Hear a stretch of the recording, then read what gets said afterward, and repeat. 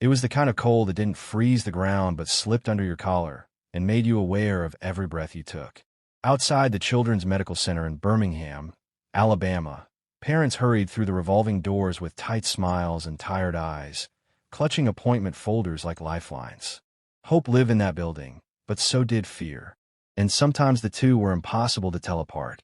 On a flattened cardboard box near the entrance sat a boy most people never truly saw. Micah Turner was 9 years old, though something in his stillness made him seem older. His coat swallowed his narrow frame, sleeves rolled back twice at the wrists. One boot had a thick strip of duct tape stretched across the toe to keep the sole from flapping open. A red knit beanie hugged his head, pulled low against the wind. He wasn't asking for change. He wasn't holding a sign. He simply sat with a weathered notebook in his lap, sketching quietly while watching the world pass him by. He was there most Saturdays.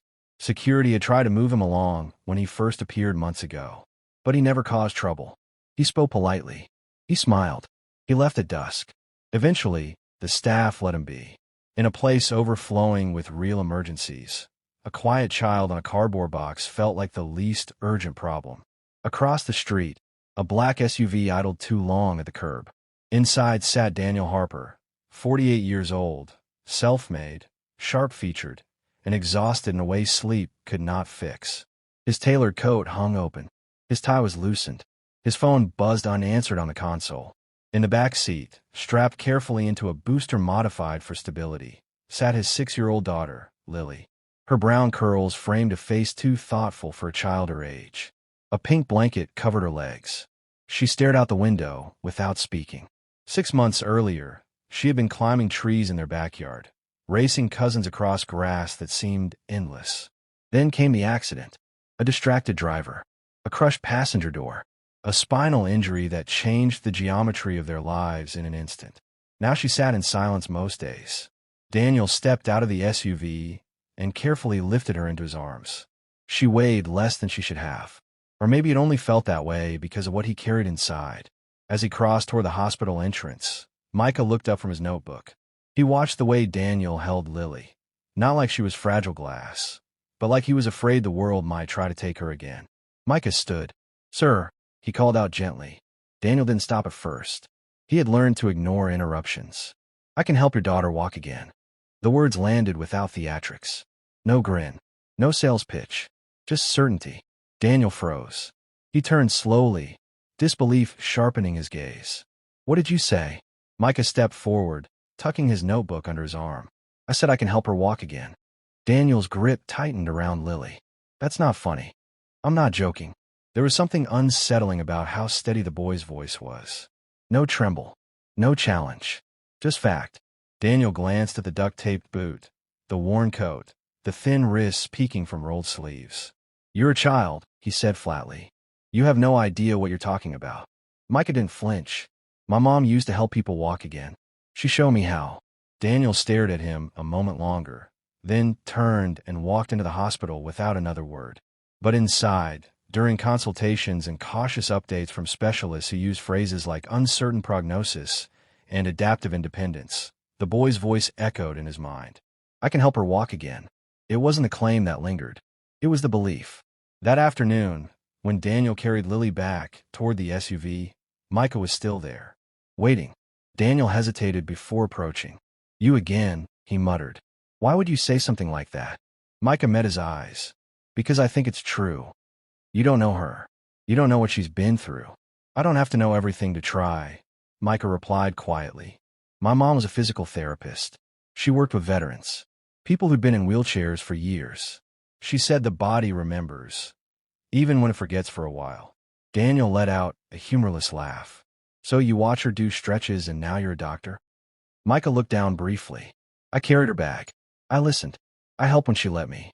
I remember what she taught." Daniel was about to walk away again when Lily shifted in his arms. "Daddy," she whispered. "He looks like he means it." Daniel looked at her. Hope had been dangerous in their house lately. Too much of it had ended in disappointment. He had learned to keep expectations low, to protect them both. "Fine," Daniel said abruptly. "Tomorrow. Harrington Park. Noon. 1 hour. Then this is over." Micah nodded once. "I'll be there." Harrington Park wasn't impressive. a cracked basketball court, rusted swings, a wide oak tree whose branches stretched like protective arms. Micah arrived early. He placed a folded towel on a bench and set down a small gym bag beside it. At 12:07, Daniel's SUV rolled into the parking lot. He lifted Lily into her wheelchair and approached, arms crossed as if bracing against disappointment. Micah smiled at Lily. "Hi. Hi," she replied shyly. Daniel narrowed his eyes. "How do you know her name?" "You said it yesterday," Micah answered simply. "I remember stuff." He knelt in front of Lily. "Is it okay if I touch your legs? Nothing will hurt. If it feels weird, you tell me to stop." She looked at her father. Daniel sighed. "It's okay. Just be gentle." Micah placed a warm cloth bundle over her thighs. "Heat helps muscles relax," he explained. "My mom used rice like this." He waited. Then he began small movements, slow rotations at the hips, gentle bends at the knees. No force, no rush. He talked to her while he worked.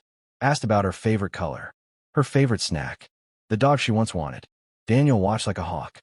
After several minutes, Micah tapped lightly below her knee. "You feel that?"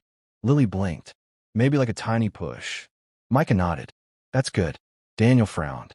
"She sometimes says that during therapy, rooms full of machines can make kids tense," Micah replied. "Here it's different. Less noise. More air." Daniel didn't argue. 30 minutes passed. Lily's toes twitched, barely visible. Daniel's breath caught. Again, Micah encouraged softly. The twitch came again. It wasn't a miracle. It was something smaller. But it was real. They returned the next weekend. And the next. Micah introduced resistance bands, tennis balls under her feet, small weight shifts. He showed Daniel how to press behind the knee to stimulate nerves. "Every nerve has a job," Micah explained, "even when it goes quiet." On the fourth Sunday, Lily arrived in tears. "I tried this morning," she said through frustration. "Nothing happened. I'm tired." Daniel looked angry, not at her, but at the world. Micah knelt closer. "You think I'm tired?" he asked gently. "When my mom got sick, I used to sit in the hospital and wish I could fix her. I couldn't, but I didn't stop trying." Lily sniffed. "I'm scared." "So am I," Micah admitted. "Scared just means you're close to something big." They worked quietly that day. After nearly 40 minutes, Lily's right foot slid forward. Not a toe. Her whole foot. Daniel dropped to his knees. "Do that again." She did. Daniel blinked rapidly, unsure whether to laugh or cry. Micah only smiled faintly. Part 3, 7,000 characters. That night, Daniel stood alone in his driveway staring at the moon. For the first time since the accident, the house behind him didn't feel like a recovery ward. It felt alive. Weeks passed. Movement improved. Strength returned slowly. Lily began lifting her knees with assistance. Daniel found himself bringing sandwiches for Micah, asking where he slept. Sometimes different places, Micah admitted once. Daniel swallowed hard. "You ever think about staying with us?" he asked carefully. Micah hesitated. "You serious?" "I've got a guest room." Micah searched his face for pity. He found none. The next morning, he stood at Daniel's front door with a small backpack and a roll blanket. "Right on time," Daniel said, stepping aside. "Welcome home." Life shifted quietly after that. Micah had his own bed, clean sheets, a desk by the window. He never missed a morning stretch session with Lily. Her progress continued. Not fast, not dramatic, but steady. One evening, as Daniel washed dishes, he glanced over at Micah sketching at the kitchen table. "You want to go back to school?" Daniel asked. "Yeah," Micah replied, "but I want to help people walk like my mom did." Daniel dried his hands and turned to face him. "Then let's make sure you do."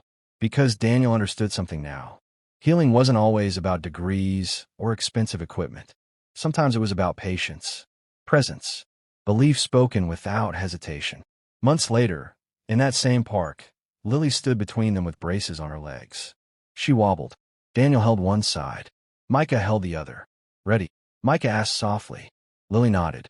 One step. Shaky. Another. Daniel's chest felt like it might burst. People passing through the park slowed, sensing something sacred in the air. A little girl took 3 small steps under an oak tree. A father wept openly, and a 9-year-old boy with duct-taped boots stood steady, as if he had always known this day would come. Because sometimes the world overlooks the ones carrying the greatest gifts. And sometimes hope arrives not in lab coats or headlines, but on a piece of cardboard outside a hospital door.